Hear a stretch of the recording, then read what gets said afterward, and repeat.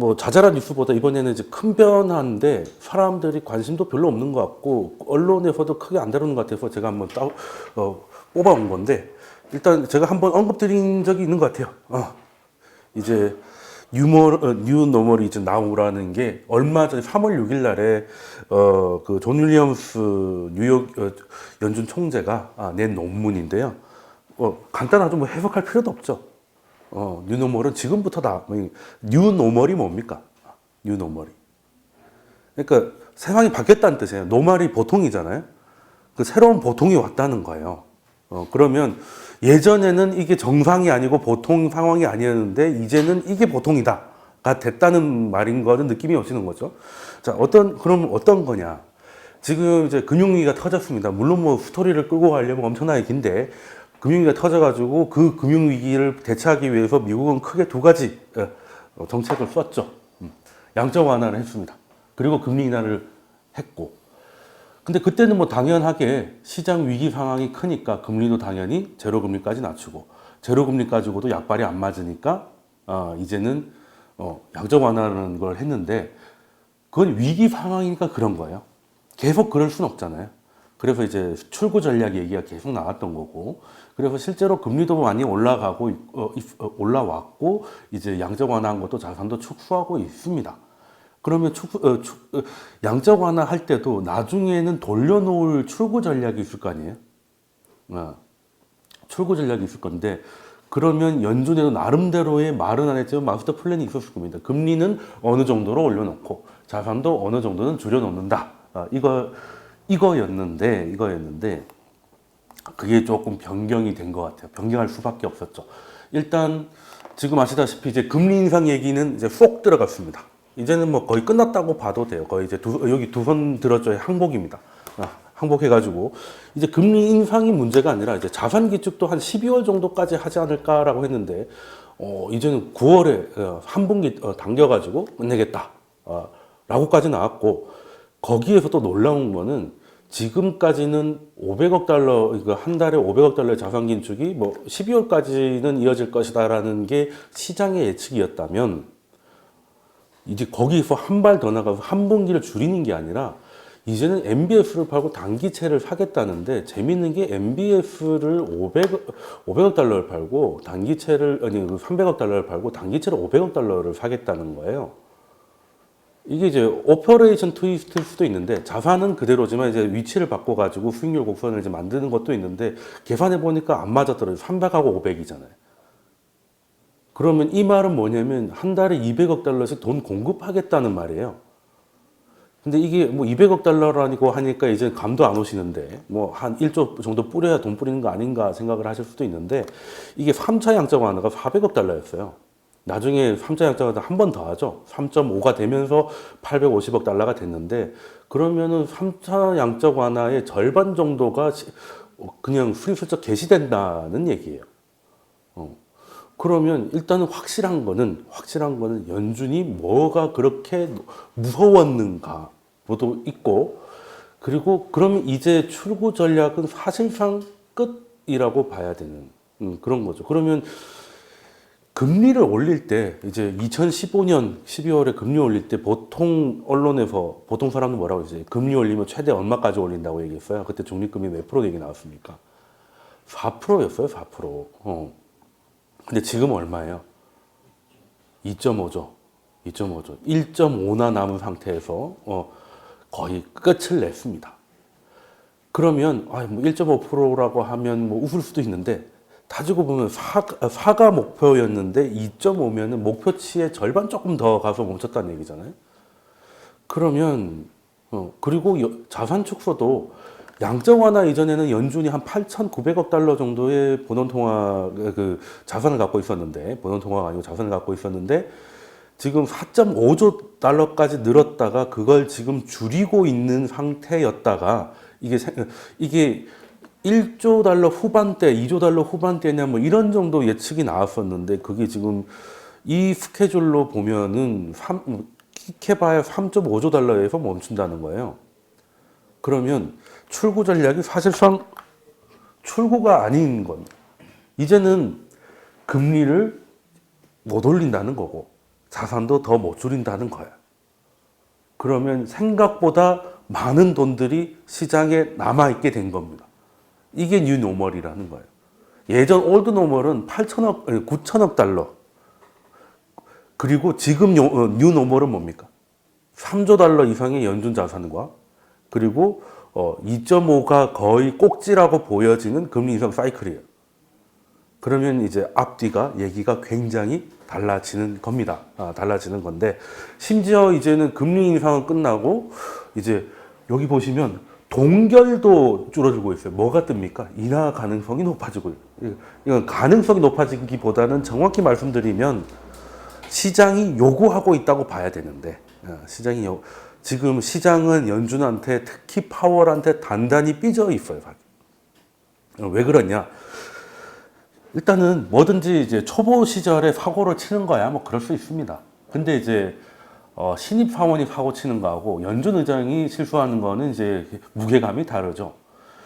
작년 12월에 금리 인상은 실수였습니다. 결론적으로 말씀드리면 제가 보기에도 왜냐하면 여러 가지가 있었겠지만 연준이 가장 중시하는 연준한테 우리 귀남이는 뭐라고요? 물가였습니다. 근데 물가가 2018년 9월부터는 꺾이는 게 확인됐어요.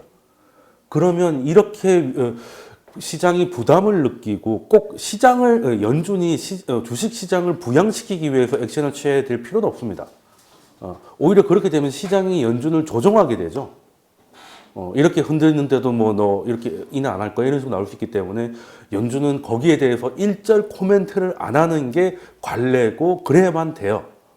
주식 시장이 지금 과열됐다 이런 얘기를 연준 의장이 해버리면 이제 그날 뭐 다우 한 600포인트 빠질 겁니다. 당연한 거 아니겠어요?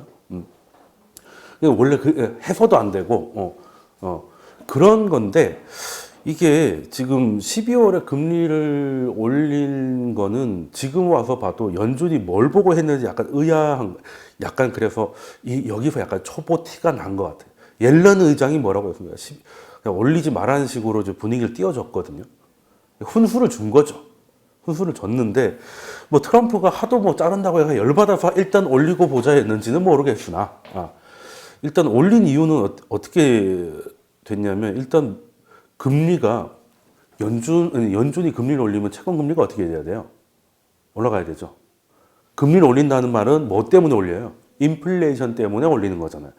그럼 인플레이션 우려가 연준이 공식화했으면 채권 가격은 떨어져야 되잖아요. 금리가 올라가야 된다고. 근데 연준이 금리를 올렸는데 오히려 금리가 더 내려가 버립니다. 채권적으로 돈이 더 몰려요. 그리고 한 달도 안 돼서 연준이 항복했잖아요. 사실 12월 달에는 일단은 사실은 올려야 되지만 하도 뭐 속 시끄러우니까 일단 동결해 놓고 내년에 봅시다라고 했어도 될 문제였습니다. 굳이 뭐 그렇게까지 안 해도 될 문제였는데 아무튼 그 얘기는 조금 이따가 더 할 거니까 일단 거기서 오기를 피우는 바람에 거기서 한번 호기 어리게 지른 다음에 2019년이 와서는 완전히 사람이 달라졌죠. 완전 슈퍼 비둘기로 바뀌어 버렸습니다. 그래서 지금 결론적으로 남은 게 뭐냐? 지금 연준입니다. 이게 3조 달러 이상을 깔고 앉은 거예요. 자, 이거는 예전에는 물론 4.5조가 찍혀 있을 때가 있었죠. 근데 그때는 출구 전략을 할 거기 때문에 이게 시장에서 얼마든지 이제 흡수될 거라서. 근데 얘는 이제 출구 전략이 끝났고, 그러니까 쉽게 말해서 가계부를 쓰는데 한 1,000만 원 있어요. 근데 카드 값이 얼마인지 모르겠는 거예요. 카드가 800만 원일 수도 있고 1,200만 원일 수도 있는 거잖아. 그래서 1,000만 원 있어도 불안하다가 카드 값이 250만 원으로 끝났어. 그러면 750만 원으로 현금은 줄었지만 마음은 더 홀가분하잖아요. 약간 그런 개념인 거죠. 그래서 지금 남아있는 돈은 3조 달러 이상이 될 것이다. 그리고 200억 달러씩 한 달에 뿌리기 시작하니까 그것도 좀 지나면 지금까지 줄인 것도 거의 다시 돌아올 가능성도 배제하지 못한다는 거고, 물론 그때까지 계속 그런 식으로 뿌릴지는 모르겠으나, 그리고 이제 금리 인상은 연준 스스로가 아예 그냥 포기를 했기 때문에, 그래서 그게 이상하리만치 1월 달에 자세를 바꿨는데 3월 달에는 이 양반이 왜 이럴까 싶을 정도로 돌아섰거든요. 1월 달에 한 정도도 된 것 같은데 약간 돈을 더 뿌리겠다고 나온다는 거는 약간 뭐 불안하지 않을까 뭐 이런 생각이 들 정도로 오히려 그래서 완화적으로 했는데 금리가 더 빠졌잖아요. 네. 그러니까 시장은 이제 12월 달에 열받았으니까 그걸로는 안 돼. 이제는 인하를 해라고 요구하는 거예요.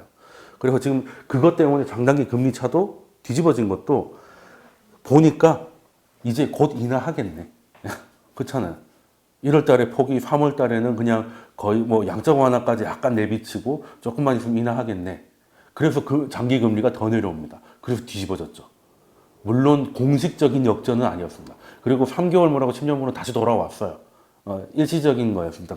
지난주 말씀드렸죠. 한 달 지나야 된다고. 그냥 며칠짜리로 끝나긴 했어요. 다시 뒤집을지 모르겠지만 일단 그렇게 끝나긴 했는데 그래서 뉴 노멀이라는 게 3월 6일 날 나옵니다. 그러면 그걸 한 사람이 존 윌리엄스라고 했잖아요. 그 논문을 쓴 사람이. 존 윌리엄스인데 뉴욕 연준 총재입니다. 우리로 치면은 서울지검장이 힘이 세게 써요. 저기 그 충남지검장이 뭐 그렇게 당연히 서울이 아니겠어요. 미국에선 뉴욕이 짱이죠. 연준 그리고 여기 이 사람은 뉴욕 연준 총재이자 규제 관련해서는 부의장이에요. 그냥 부의장이라고 하면 클라리다인데 그 클라리다가 하는 건 진짜 이제 부의장이고 규제에 관련한 것들은 또 부의장 역할을 하고 있는 사람이에요. 이제 핵심 멤버란 얘기죠. 근데 그 사람이 세상이 보라고 논문을 냈는데 그게 3월 6일이었고 그 3월이 연준이 이상하리만치 돌아섰던 달이었다는 거죠. 한마디로 이제는 연준 입장에서도 연준 내부에서도 봐도 이제는 자산을 줄이고 금리 올리고 하는 건 이번 텀엔 끝났구나. 이번 텀엔 끝났고 이제는 뭐 동결이나 혹은 뭐 금리차 때문에 한두 번 낮췄다가 옆으로 가는 그런 상황이 될 수도 있으니 이제는 과잉 유동 이제 본 게임이라는 거예요, 사실. 지금까지는 위기를 방어하기 위해서 돈을 찍은 거잖아요. 근데 위기가 일단은 지나갔고 이제는 거의 뭐 회복을 너무 확장을 갖고 그래서 그 돈을 수거하는데 수거를 생각보다 못한 채로 넘어온 거죠. 그럼 그 돈들은 이제 드디어 어디 갈 곳을 찾아야 돼요. 연준으로 가야 될 돈이 연준으로 못 가게 됐잖아요. 그럼 그 돈을 어디다가 박을 거냐는 거죠. 그대로 놔두면 어떻게 되겠습니까? 미국에 그대로 놔두면 어떻게 돼요? 인플레가 올 거 아니겠습니까? 인플레 오면 또 어떻게 돼요? 연준이 금리 또 쳐올려야 되죠. 2.5 올렸는데 이 난리인데 올리면 다 죽는 거 아니겠습니까? 얘를 주차시킬 때를 빨리 찾아야 돼요. 예. 그게 어디겠습니까? 생각보다 많이 남은 돈들을 쌓아놓을 공간이 어디겠어요? 별탈 없이 쌓아놓을 곳. 네. 네, 그게 이제 느낌 오잖아요. 뭐 우리나라에다가 쌓아놓겠습니까? 우리나라는 공간이 몇 대 안 돼가지고 들어오질 못해요. 갈 데가 어디 있겠어요? 중국이죠. 중국입니다. 그게 참 재밌는 게요. 미국은 우리하고 조금 마인드가 달라요. 그러니까 알파고가 충격을 줬던 게 우리가 이제 사람 대 사람이 바둑을 두면 꼭 이겨야 될 경기면 약간 내가 좀 앞서가기 시작하면 완전히 이기기 위해서 더 이제 간극을 버리기 위한 수를 많이 두거든요. 사람의 경우 불안하니까. 근데 알파고가 줬던 충격이 뭐냐면 어쨌든 한 집 차이라도 이기는 건 이기는 거니까 그때부터는 이제 그 경우의 수를 줄여 나가는 거예요. 이 사람이 날 역전시킬 수 있는 그 차이는 그대로 두고 역전 못 시키는 쪽으로 이제 바둑을 두기 시작했다는 거예요. 그게 이제 충격이었던 거죠. 사람의 심리가 컴퓨터 감정이 없다 보니까 그렇게 된 건데 미국도 사실 이거하고 약간 비슷합니다. 우리가 생각하기에는 절대 강국이 있으면 나머지를 다 핍박. 우리는 이제 원체 이제 갑질의 왕국이니까 이제 막 그 을들을 핍박하고 싶잖아요.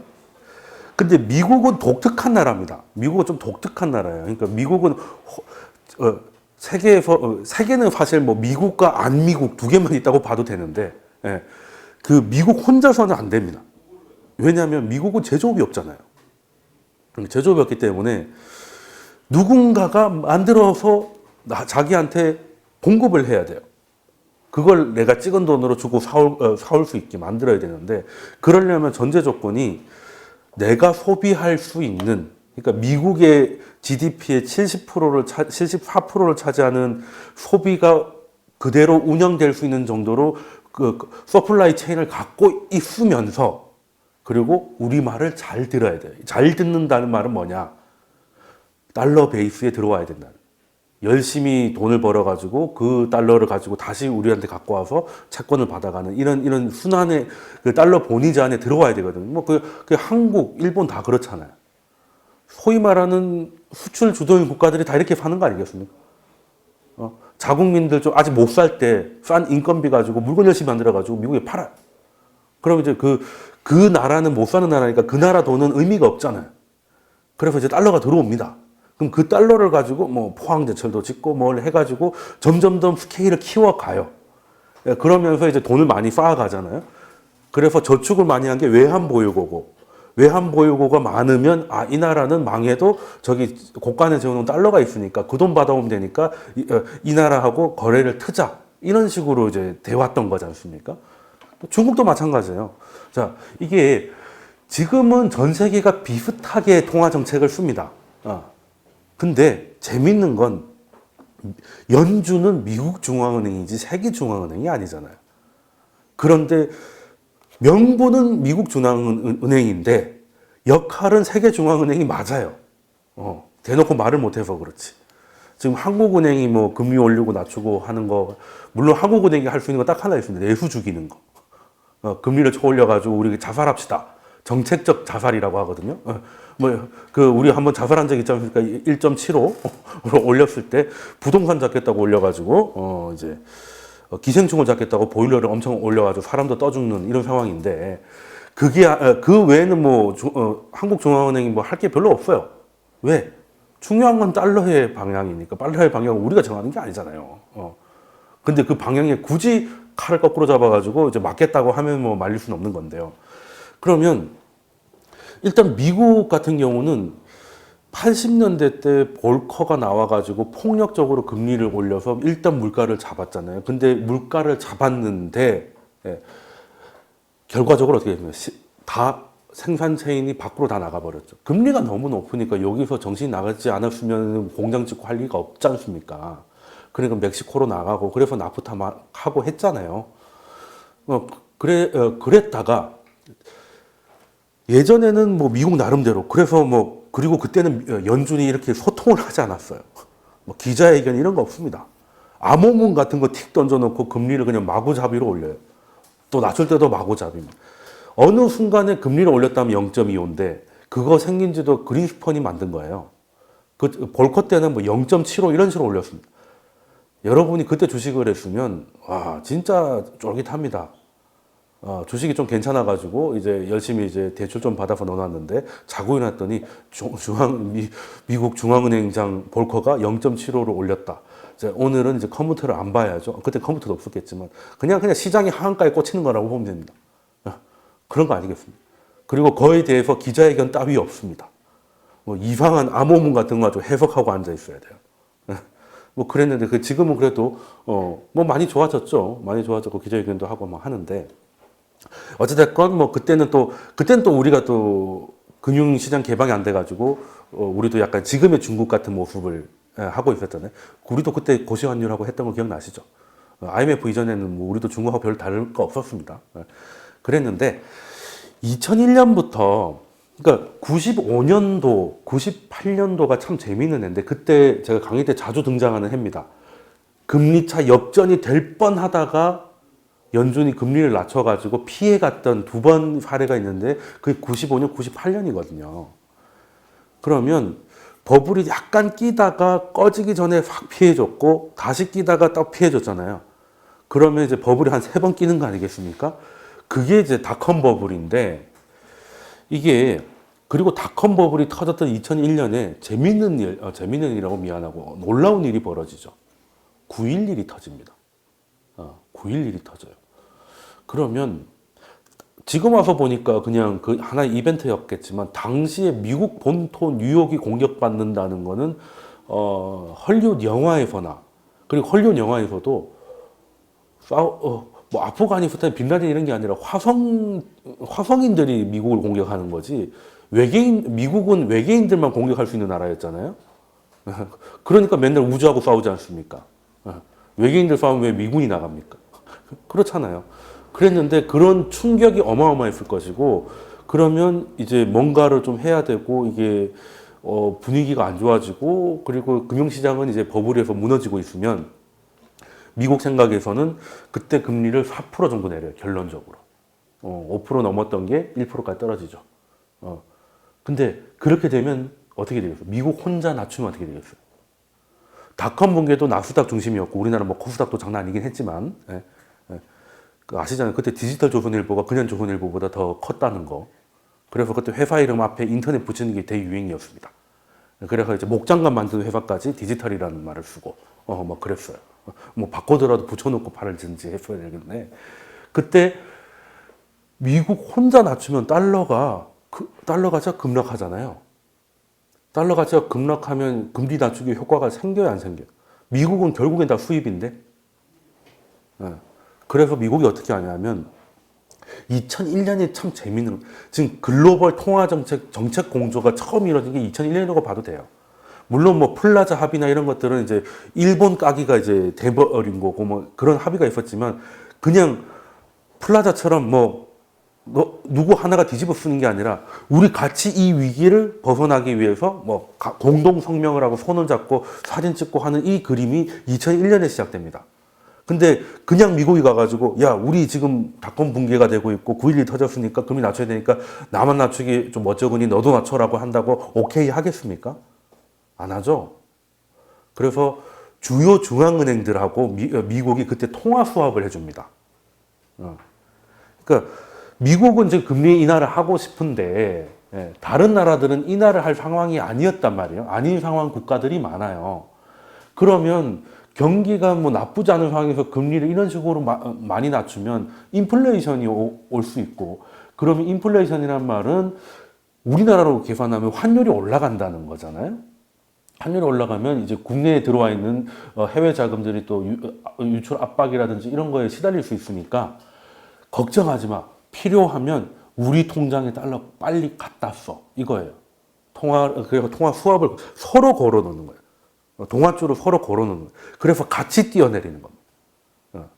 금리가 사실 상대평가 아니냐. 그죠? 상대평가잖아요. 달러가 강해지는데 원화도 같이 강해지면 이제 환율은 같은 거 아니겠어요? 그래서 통화 수합을 걸어가지고 같이 다 내립니다. 물론 일본은 미리 내려가 있었기 때문에 밑에서 만난 거죠. 그러면 전 세계가 경기 상황에 무관하게 동시에 금리 인하를 했어요. 그럼 결과적으로 어떻게 됐겠습니까? 시장이 필요한 것보다 유동성 공급이 확 늘어나겠죠. 그러면 이제 위기가 올 수 있단 말이에요. 그럼 미국이 그런 생각을 안 했겠습니까? 그러면 이제 물가가 뛰면 위험해지는 나라들이 많을 테니 돈을 공급하는데 물가를 잡을 방법, 묘수를 생각하는데 그럼 어떻게 하면 될까요? 물건 가격도 결국엔 수요와 공급이잖아요. 수요라고 하면 이제 돈을 찍는 건 총수요가 늘어나는 거죠. 그러면 총수요가 늘어나면 이제 이 움직여 P1, P2 해가지고 이제 물가가 올라가는 거잖아요. 그러면 이 두 개를 같이 옮기면 되지. 공급도 늘리면 되잖아요. 그래서 전 세계에 다이소를 까는 겁니다. 그게 2001년이에요. 중국이 왜 WTO에 2001년에 가입했을까? 과연 우연일까? 날짜도 11월입니다. 9.11 터지고 얼마 안 지나죠. 왜 그랬을까? 수교하고 한 건 70몇 년도였는데 WTO 가입은 2001년입니다. 간단한 거죠. 중국의 이해관계하고 미국의 이해관계가 딱 맞아 떨어진 겁니다. 미국은 글로벌에서 유동성 공급을 늘렸어요. 그럼 물가를 어느 정도 잡아야 됩니다. 달러 위상이 지나치게 흔들릴 수 있으니까. 그러면 중국 입장에서는 이제 좀 밥 좀 먹고 삽시다. 이렇게 된 거잖아요. 그러면 WTO에 들어가서 여러 나라에 수출을 하면 일단은 돈을 벌 수 있고, 대신에 중국산은 싸잖아요. 싼 물건들이 공급이 되니까 물가가 잡힙니다. 근데 돈들은 그 물건이 싸다고 많이 사진 않을 거 아니에요. 그래서 결과적으로 어떻게 해요? 물가는 그렇게 많이 안 올라갔는데 자산 가격이 올라가죠. 이해되십니까? 우리나라도 그렇잖아요. 우리나라 이 상황에서 돈을 풀면 뭐 국밥이 한 5천 원에서 6천 원 오를 수 있지만 아파트가 더 빠르게 오르겠죠. 이해되시는 거죠. 그런 상황이 벌어진 겁니다. 그래서 그때 미국이 중국을 데려온 거는 그 자기 질서에 편입한 거, 그리고 중국도 기꺼이 미국 주도의 WTO에 들어간 거는 그냥 서로 이해관계가 맞았던 거예요. 예, 맞았기 때문에 중국 입장에서도 나쁠 건 없습니다. 근데 이제 그 불러온 파장이 되게 크죠. 여기서 최고의 피해 집단이 어디겠습니까? 이때부터 뭐 이제 그 글로벌화 뭐 이런 게 되거든요. 다 이제 본사는 미국에 있고 뭐 유럽에 있고 공장은 다 중국에 있는 모습들이 이때부터 만들어지는데, 그렇게 되면 최고 좋은 게 선진국 부자들 일단 왜 자산 시장이 올라가니까요. 주가 올라가고 부동산 올라가니까. 두 번째로 좋은 게 누구겠습니까? 신흥국 중산층들. 공장이 거기로 다 들어오잖아요. 그럼 거기로 가면 뭐 중국에서 갑자기 옥수수 농사 짓다가 뭐 GM이나 뭐 LG 이런 데가 들어와가지고 거기서 일을 하기 시작해요. 그러면 임금이 팍 올라가죠. 근데 이거는 원래는 누구의 일자리였어요? 선진국 중산층의 일자리였죠. 예. 그래서 이제 중국 포비아, 멕시코 포비아가 생기는 거예요. 예. 그냥 옮겨져 버렸으니까. 그래서 뭐 물론 뭐 최악은 그래서 그때부터 뭐 러스트 벨트니 뭐 해가지고 뭐 이제 시작된 게 그건데, 뭐 일단은 뭐 모든 약에 부작용이 없는 건 아니니까 이렇게 돼서 일단은 어느 정도 물가가 잡히니까 그때부터 이제 돈들이 본격적으로 돌아다닙니다. 불안감을 떨치고, 특히 미국이 그 일단 9.11을 맞았기 때문에 뭔가 보복을 해야 되는데 어떻게 할지가 불안하잖아요. 일을 너무 키우는 거 아닐까. 특히 열 몇 명의 주범 중에 절반 이상이 사우디였기 때문에 사우디를 치면 얘기가 복잡하지 않을까 하는 두려움이 있습니다. 특히 사우디가 그때는 뭐 셀가스 이런 것도 없던 시절이라 사우디하고 미국이 전쟁을 한다는 건 유가가 뭐 미친 듯이 올라가지 말라는 법이 없었기 때문에 일단은 두려웠단 말이죠. 근데 1년 6개월을 버티다가 갑자기 아프가니스탄 산골짜기에 토마호크를 쏘기 시작해요. 하긴 하는데 엄한데 하는 거죠. 근데 그것도 미국도 어찌할까 하다가 사우디에다가 칠 생각은 없었습니다. 빈라덴도 뭐 사우디 왕가하고 친했다는 건 다 아는 얘기잖아요. 그랬는데 왜 아프간을 쳤냐? 중국이 스멀스멀 이란한테 가는 거를 봤고, 근데 그 핑계로 아프간을 치면 다들 욕할 테니 빈라덴 주거지가 저기 있다 라고 하고 때리면 되는 거잖아요. 서로 좋은 게 그렇게 돼서 미국은 이제 나름대로 중국 가드를 치면서 금융시장에서는 미국이 저 정도까지만 하는구나, 전면전 상황까지 안 가는구나, 그때부터 이제부터 돈 써 이렇게 된 거죠. 그래서 2003년부터 특히 코스피, 우리나라도 마찬가지, 2003, 4년부터 7년까지 강세장이 나왔던 게 2001년부터 찍었던 돈들이 눈치를 보다가 이제 대부분 정리가 됐잖아요. 드디어 이제 파리 타임이 온 거죠. 그때 골드만삭스가 이제 놀라운 유행어 브릭스를 만들면서 펀드를 하려면 브릭스를 해야지 이런 식으로 만들어간 겁니다. 그래서 이제 강세장이 왔는데 그때 뭐 우리나라 코스피 시장 뭐 엄청났습니다. 엄청났고요. 저평가 일변도였던 한국 시장이 제대로 평가 이상을 받았던 거의 유일한 시기가 아니었나 이런 생각을 하는데, 그렇게 돼서 너무 좋았다가 이제 금융위기가 또 터져버린 거죠. 원래 술이 좋으면 적당히 마셔야 되는데 너무 마셔가지고 이제 개깔라가 된 게 2008년입니다. 그래서 다시 돈을 풀었어요. 그래서 10년이 지나서 어느 정도 정리가 됐는데 생각보다 돈이 너무 많이 남았습니다. 그러면 이 돈을 어디다가 주차를 시켜야겠어요? 이제 또 중국이죠. 이때까지는 서플라이 체인으로 중국을 썼던 거예요. 서플라이 체인으로. 공급으로. 그래서 중국을 뭐라고 합니까? 세계 공장이라고 하잖아요. 세계 공장이라고 합니다. 근데 중국 아니면 미국에 돈을 넣을 데가 없는데 중국이 최고의 문제가 믿을 수가 없다는 겁니다. 중국 사람 말을 어떻게 믿어요? 그렇잖아요. 그리고 중국 채권을 사고 뭘 하려면 물론 달러 베이스로 하는 데도 있지만 대부분 위안화 베이스란 말이에요. 그럼 우리가 브라질 채권 사는 거랑 똑같은 일이 벌어지는 겁니다. 네. 그러면 우리가 이제 달러 가진 미국인이라고 생각을 해봐요. 위안화를 바꿔가지고 위안화로 바꿔가지고 거기 이제 투자를 할 건데 위안화가 자꾸 약해지면 안 하는 게 낫죠. 위험하잖아요. 내 가치가 날아가니까. 그리고 내 돈이 잘 있는지 조회하고 그리고 팔고 싶을 때 팔면 빨리 나와야 되잖아요. 근데 중국은 그게 안 된단 말입니다. 그게 안 되잖아요. 그러니까 그걸 하라는 거예요. 투명화 시키고 개방해라. 그리고 위안화도 웬만하면 강세로 가라. 그래야 우리가 브라질 채권 할 때 이자가 뭐 9% 이런 것도 있지만 그 헤아라가 강해지면 그만큼 환차익도 먹잖아요. 사실 그거 보고 원래 해외 투자의 기본은 환차익입니다. 뭐 이자 받으려고 하겠습니까? 네. 이자는 그 사이사이에 그냥 실비 처리라고 보셔도 돼요. 근데 중국이 갑자기 엿먹이려고 절하를 시키면 불안해서 넣을 수가 없잖아요. 그러니까 그런 거 하지 말라는 그런 거 하지. 그러면 일부러 절상을 안 시켜도 돈들이 그쪽으로 계속 가면 위안화 수요가 늘어나니까 절상은 당연히 되는 거예요. 근데 고시 환율을 장난쳐가지고 일부러 절하시키는 짓을 못하게 하려고 하는 거죠. 근데 중국이 이제 배가 불러가지고 요때만 하더라도 뭐 중국이 2001년에 홍콩이 반환됐을 때 홍콩 GDP가 그 중국 본토의 26%였습니다. 근데 지금 몇 프로겠습니까? 2.6%예요. 그 20몇 년간 이제 겁나 큰 거죠. 중국도 열심히 하다 보니까 돈이 많아져가지고 아쉬울 게 없습니다. 그래서 뭐 개방도 별로 안 해요.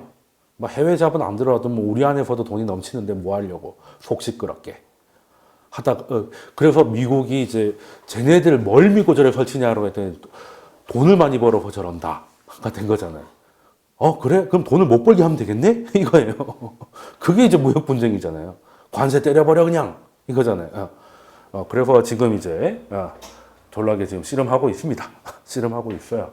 지금 이거 오늘 새벽 사진인데요. 참 남자들 좀 썩썩하게 사진 찍었네. 정말 안 친해 보인다. 친할 수도 없지만 지금 뭘 갖고 싸우냐면 이 양반이 이제 30년간 중국하고 소송만 했던 사람이라고. 그래서 이제 쉽게 말해서 중국 쪽으로 오줌도 안 싸시는 분인데 그래서 일단 중국이 급하면 무조건 한다고 하는 거예요. 호탕하게 그래 그래 쎄쎄하고 집에 가면 안 한다는 거예요. 한두 번 겪었겠습니까? 그래서 이제 스냅백이라고 해가지고 자 우리가 약속을 합니다. 약속을 해요. 이걸 하고 저걸 하고 미국하고 중국이 합의를 합니다.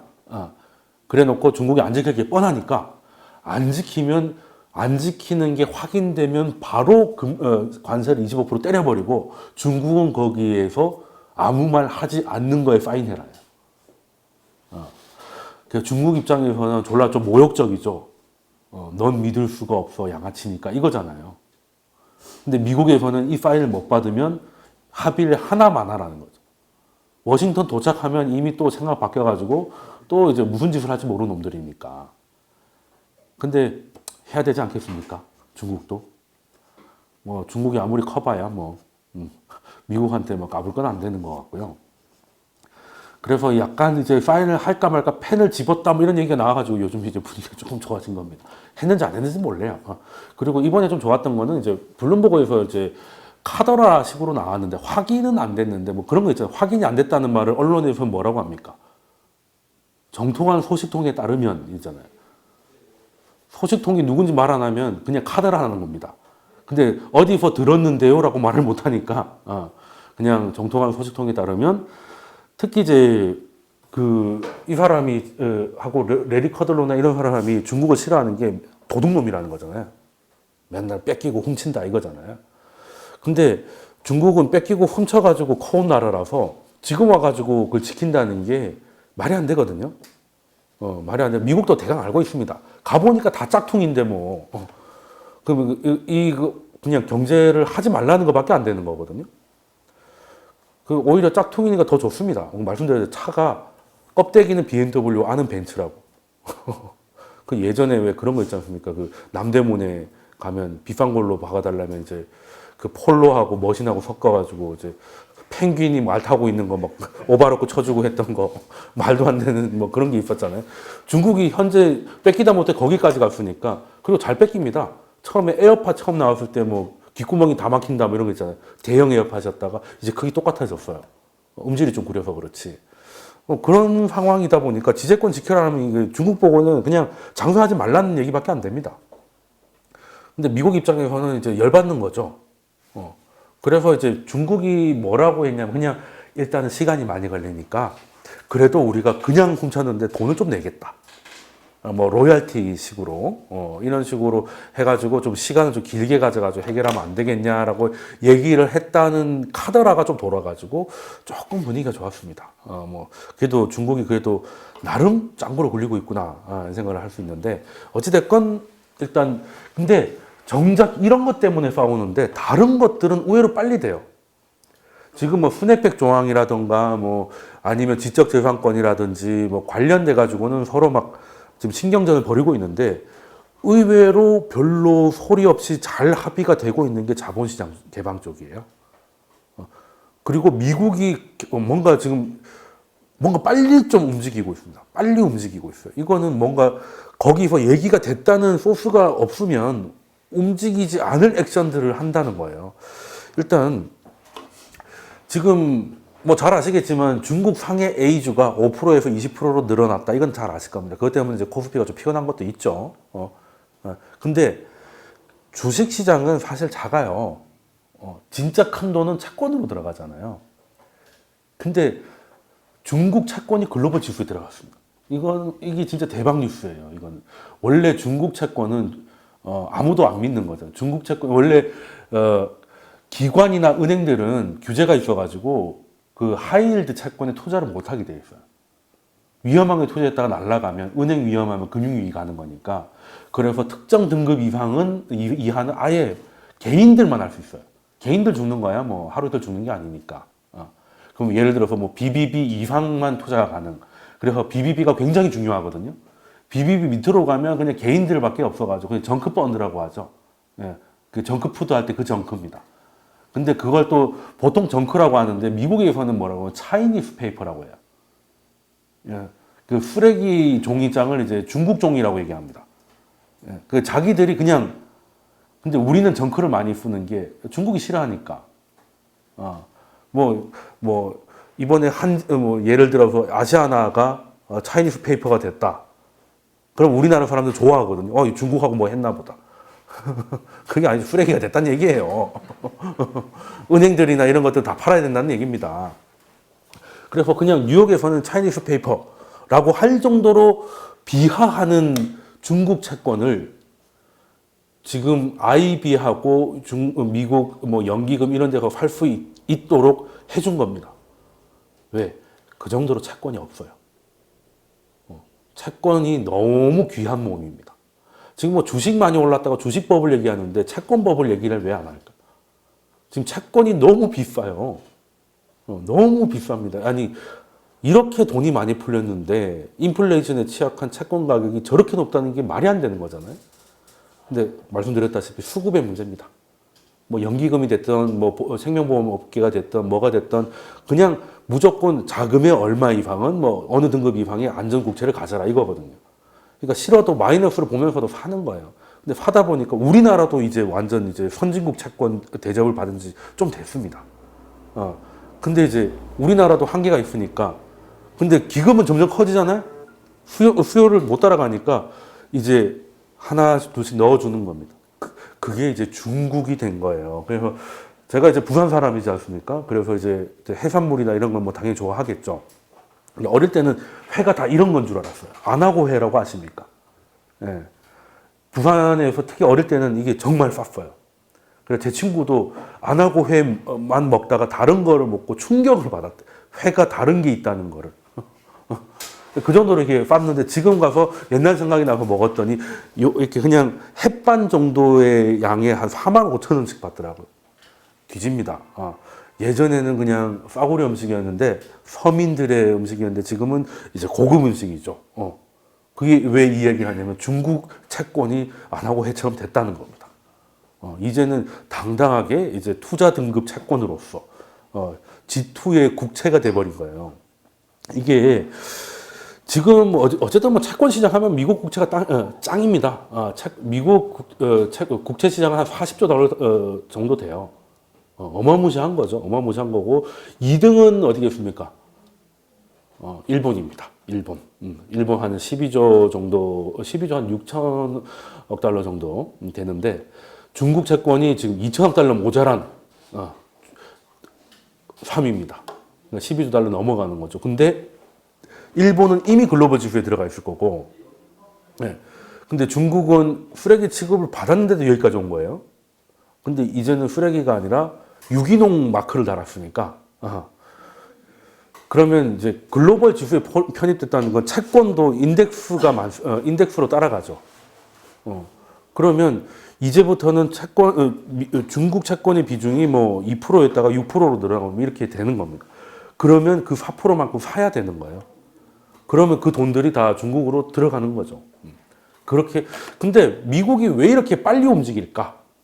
MFCI도 아직 멀었다. 무슨 중국이 무슨 이머징이냐, 프론티어지. 이거거든요. 그리고 정상국가가 아직 아닌데, 예. 일단은 그 MFCI A주도 이제 뭐 얘기 나와가지고 뭐 얼떨떨한데 갑자기 채권까지 이렇게 열어버리는 거야. 그러니까 그리고 주식은 사실 뭐 하이리스크 하이리턴이니까 그럴 수 있다 치더라도 채권은 안전빵이어야 될 것 같은데 왜 이렇게 하냐? 그걸 이제 역적으로 생각해 보면 중국이 자본시장 개방에 대해서는 상당 부분 이제 합의가 다 됐구나. 그래서 지금 거기 가려고 미국이 준비를 하고 이제 택배를 보내려고 이제 박스 짜고 있는 거죠. 쉽게 말해서. 이런 게 없으면은 미국 애들이 어떤 애들인데 그 위험한 시장에 채권을 열어가지고 또 자기 돈을 넣겠다고 하겠습니까? 그래서 블랙록이라고 자산운용사 중에서 세계에서 제일 큰데 아시죠? 거기서 이제 무슨 얘기를 했냐면 중국 채권 지수의 글로벌 지수 편입은 게임 체인저가 될 것이다. 자산운용사니까 잘 아는 겁니다. 네, 자산운용사에는 자금의 한 30%는 패시브입니다. 패시브는 눈 없는 돈인 거 아시죠? 인덱스대로 따라가는 거. 그리고 30%가 어디로 기계적으로 간다면 나머지 70%는 거기 또 맞춰서 가겠죠. 왜? 30%의 방향이 뚜렷하니까. 이해되십니까? 그래서 이게 생각보다 큰일이에요. 큰일이라고 하니까 좀 나쁜 뉴스로 들릴 수도 있는데 꼭 그렇진 않습니다. 이게 지금 미국과 중국의 대립인데 이걸 정확히 얘기하면 미국한테 무역 흑자국의 대립이에요. 늘 같은 패턴, 그게 80년대 일본이고 현재는 중국일 뿐입니다. 그래서 같은 패턴으로, 똑같은 로직으로 가지는 않지만 거의 비슷한 패턴으로 가고 있어요. 일본은 어떻게 했습니까? 일본도 당시에 미국에 대한 주요 무역 흑자국이었거든요. 지금 중국과 같죠. 물론 지금 폭이 중국이 더 높다고 보지만 그거는 10년간 금융위기 때문에 미국이 자기 정신이 좀 바빠가지고 손을 못 댄 것도 좀 있고. 그럼 그 결과는 어떻게 되느냐? 간단합니다. 둘 다 위기나는 방법은 일단 미국의 돈이 들어갈 수 있도록 자본시장은 더 개방을 할 것이고, 그리고 미국이 약간 이제 그 성장을 할 수 있도록 그 양질 일자를 조금 만들어낼 수 있도록 그 흑자국은 그 흑자본 돈으로 내수 부양에 들어가고, 그래서 일시적으로 무역 적자가 해소되는 국면이 조금 보이다가 좀 지나면 다시 늘어납니다. 왜? 경제가 좋아지면 달러가 밖으로 나오기 때문에 경상은 물론이고 무역 수지, 재정 수지는 당연히 다시 마이너로 꽂히는 거예요. 플라자 합의 이후로도 한 몇 년간 빠지다가 다시 더 늘어났잖아요. 그 패턴대로 가는 겁니다. 그렇게 되면 해당 국가, 미국 상대로 무역 흑자를 보고 있는 국가가 얼마나 대처를 잘 하느냐에 따라서 슈퍼 버블에서 슈퍼 붕괴로 하느냐, 적당한 버블에서 적당한 침체로 하느냐, 이거에 차이가 있다는 거예요. 있다는 건데, 중국은 그래도 일본의 사례를 봤기 때문에 똑같이 나가지 않을 것이다 라는 얘기가 있고, 중국이라고 별 수 있겠냐, 더 했으면 되지 덜 하지 않을 것이다. 뭐 그건 있죠. 사실 한번 봤다고 해서 뭐 솔루션이 있는 건 아니잖아요. 저래 되면 죽는다는 건 알지만 그렇게 안 죽는 방법이 있는 것도 아니고. 근데 그래서 물론 이제 중국도 사람이 많다 보니까 똑똑한 친구들이 어떻게든 이제 너무 올랐다가 너무 빠지는 거를 이제 좀 마사지를 좀 하겠죠. 어찌됐건 중국의 자본이 들어가는 거는 거의 이제 의심이 없어도 될 것 같고요. 미국의 자본, 해외의 자본이 중국으로 들어간다는 말은 위안화는 이제 장기적으로 강세로 원래대로 돌아올 것이다가 될 것 같고요. 그리고 이제 달러나 이런 것, 이제 그게 뉴노멀로 자리를 잡으면 이제 자금들이 이제 경기 침체 사이클이 경기 침체까지 안 가고 둔화해서 다시 돌아오는 국면이 온다면 뭐 그때는 또 이제 실물 경제가 좀 좋아지는 것보다 또 역시 또 자본시장이 한번 움직일 수 있는 뭐 기회가 되지 않을까는 생각을 하는 건데 지금 일단은 이게 좀 빨라진 이유는 연준이 생각보다 빨리 출구 전략에서 출구를 찾았기 때문에 남은 돈들을 빨리 파킹시킬 것이 필요해서 지금 다소 중국에서 모든 걸 얻으려고 했다. 일부 자본시장이 이런 것만 좀 얻어도 어느 정도 합의가 나올 수 있게끔 상황이 된 거 아닌가라는 생각을 해봅니다. 해보고요. 사실 중국 쪽으로 자본이 들어간다고 해서 우리나라한테 나쁠 건 하나도 없죠. 하나도 없습니다. 사실 이머징 쪽으로 자금의 환류를 만들어줄 정도가 된다면 그리고 이게 되면 자 미국의 돈들이 해외로 나와서 위안화 환전 수요가 늘어나면 달러 공급이 늘어난다는 얘기죠. 그러면 우리가 그 기다리던 달러 약세가 올 수도 있는데 지금 달러 약세가 이런 분위기에서 안 오는 이유가 이놈의 얼어 죽을 영국 놈들 때문이죠. 뭐 거의 이제 제가 어느 순간부터 브렉시트 강의를 잘 안 합니다. 하면 뭐 합니까? 다음날 또 바뀌던데. 어찌 될지 메이도 모르는데 제가 강의를 해서 뭐 하겠어요. 그냥 결론이 나면 그때 희대의 뻘짓은 이렇게 결론이 났습니다라고 하려고 브렉시트 관련 슬라이드를 넣으면 7장씩 들어가요. 지금 8개 초이스 가지고 계속 투표하거든요. 거기 이제 투표가 이제 국민 스포츠가 된 것 같아요. 국민이 하는 건 아니지만 맨날 그러고 있습니다. 맨날 이것도 안 돼, 저것도 안 돼. 뭘 어쩌란 말이야. 나가는 것도 안 돼, 있는 것도 안 돼.